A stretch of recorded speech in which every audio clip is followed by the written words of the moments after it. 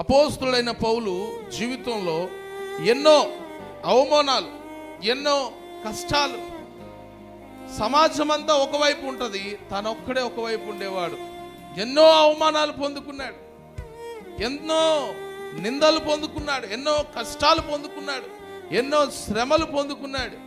కానీ దేవుడు తనకిచ్చినటువంటి హద్దును మీరక ముందుకు సాగిపోయాడు. ఈరోజు నీ జీవితంలో దేవుడు ఇచ్చినటువంటి ప్రణాళిక ఏంటి?